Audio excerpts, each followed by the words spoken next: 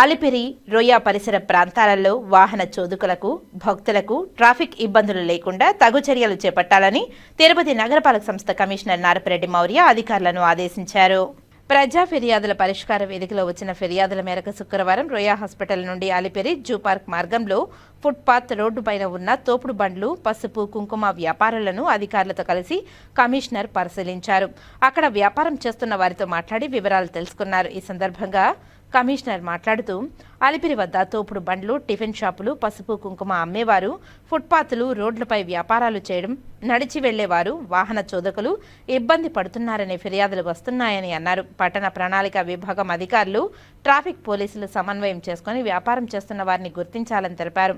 వ్యాపారస్తులకు ప్రత్యేకంగా vending zone ఏర్పాటు చేసి అక్కడ వ్యాపారాలు చేసుకునేలా చేస్తే ట్రాఫిక్ ఇబ్బందులు ఉండవని అన్నారు. ఆ దిశగా చర్యలు చేపట్టాలని కమిషనర్ అధికారులను ఆదేశించారు. కమిషనర్ వెంట DE Madhu, ACP Madhu, sanitary supervisor Chenchaiah తదితరులు ఉన్నారు.